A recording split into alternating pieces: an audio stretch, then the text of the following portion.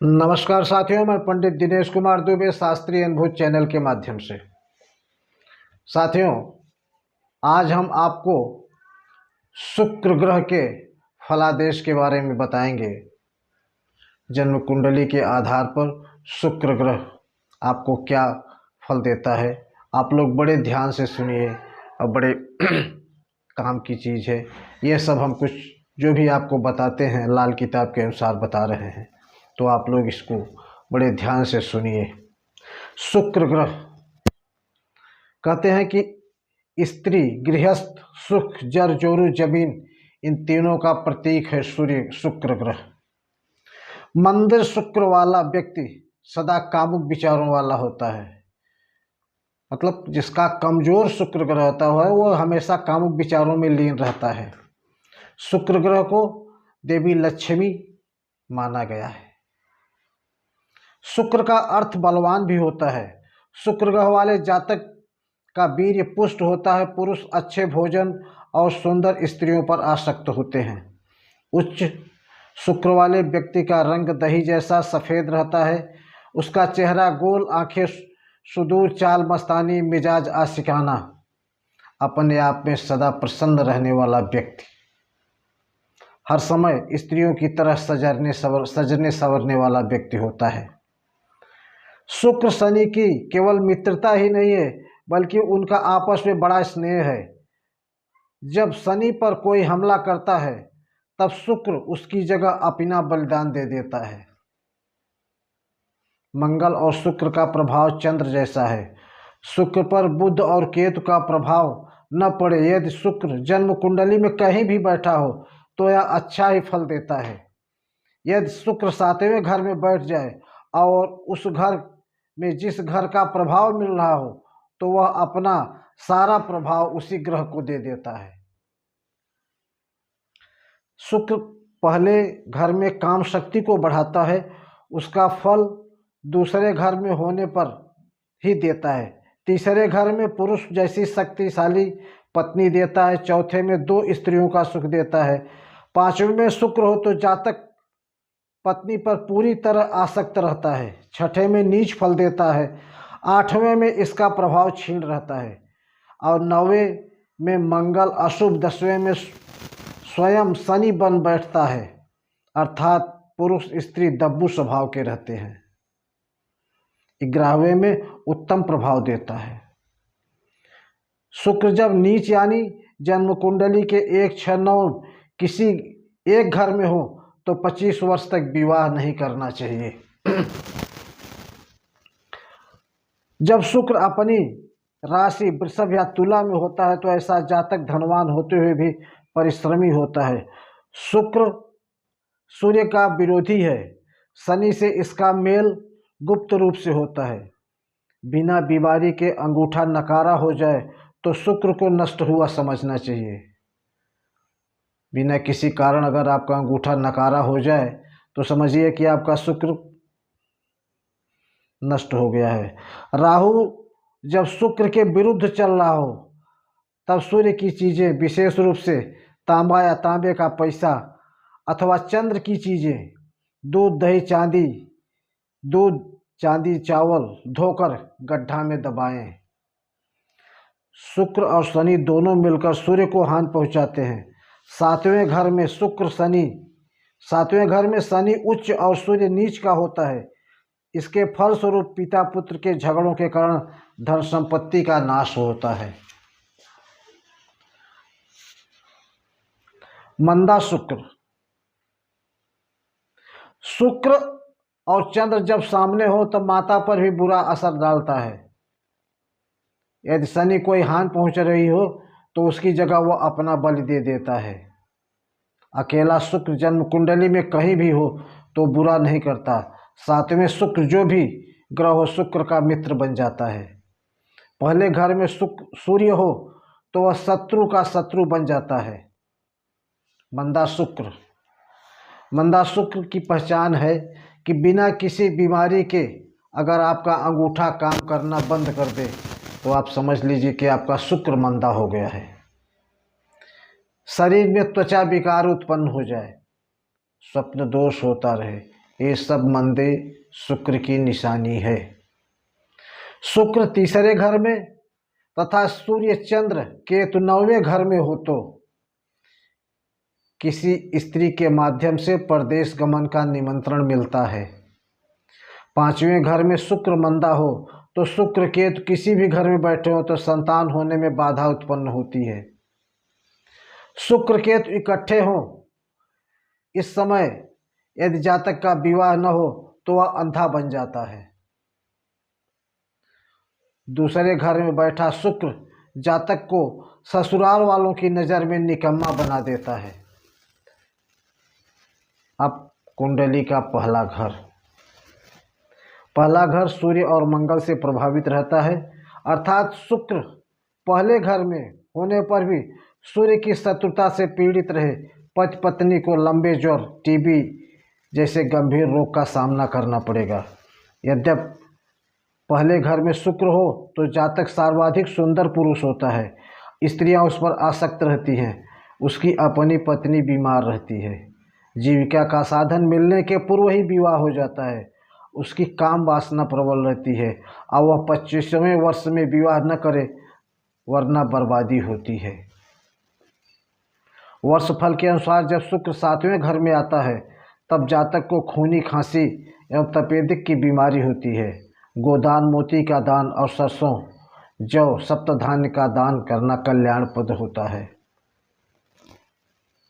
इस घर में शुक्र की समयावधि में शुक्र का फल नीच किंतु सूर्य का प्रभाव उत्तम रहता है। जब शुक्र शनि से मिल रहा हो तब 16 से 36 वर्ष की आयु तक वासना प्रबल रहती है।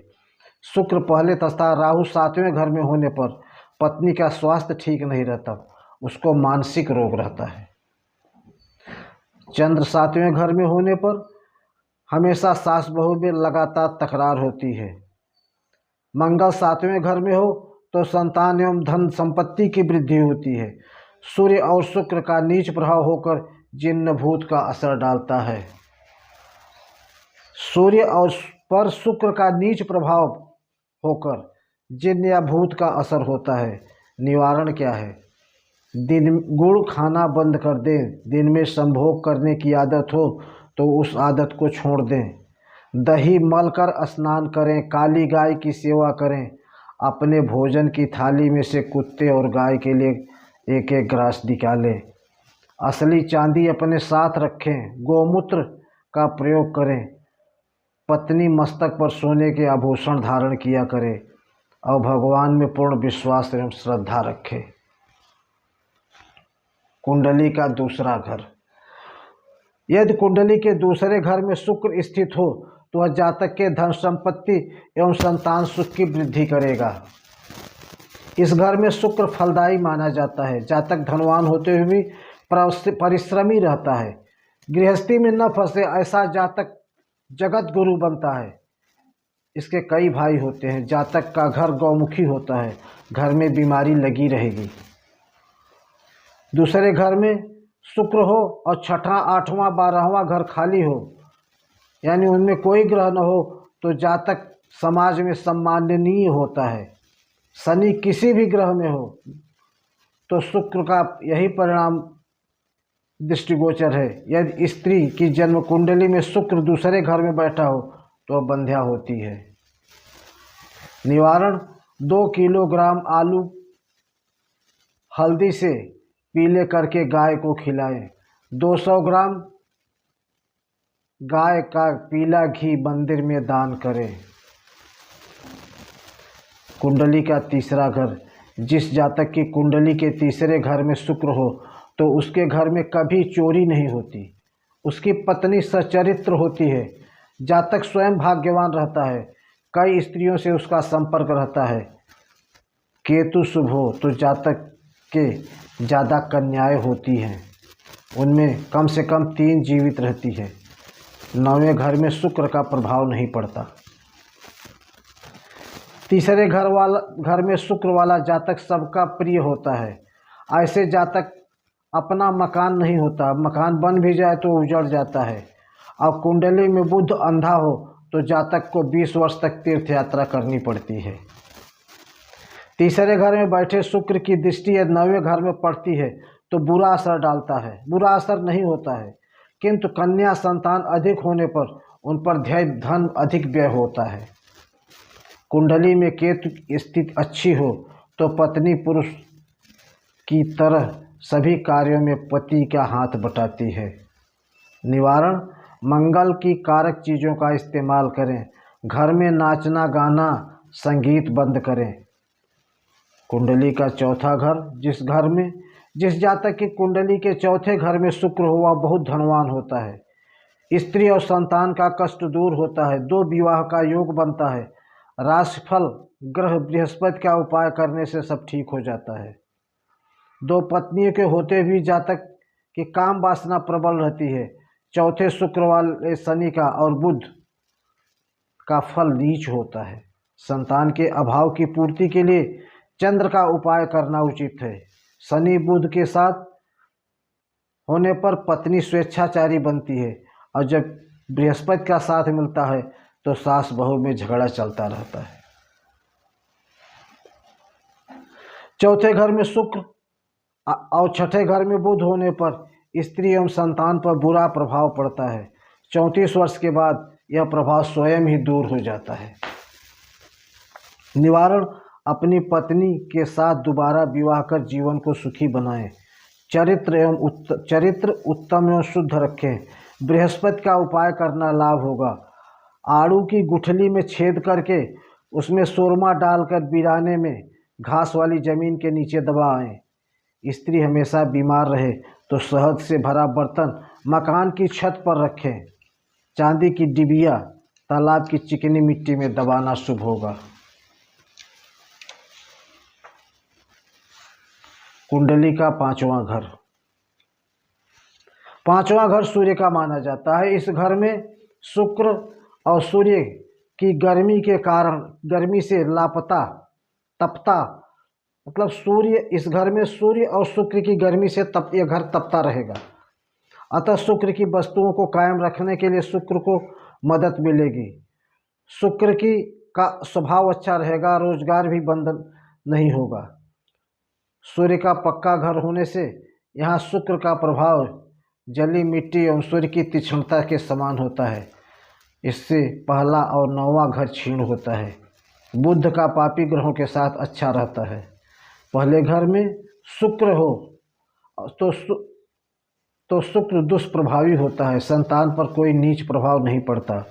बृहस्पति का साथ मिलने पर शुक्र सहायक होता है। पत्नी वफादार रहती है और चंद्र कारक चीज़ों से दूध चावल चांदी सहायक होती है। निवारण: अपने चरित्र को शुद्ध रखें। गायों की सेवा करें। प्रेम विवाह या माता पिता के इच्छा के विरुद्ध विवाह न करें। पति पत्नी अपने गुप्तांग को दूध से धोकर साफ रखें। आज के लिए इतना ही। शेष अगले अंक में। तब तक के लिए धन्यवाद। जय श्री राम।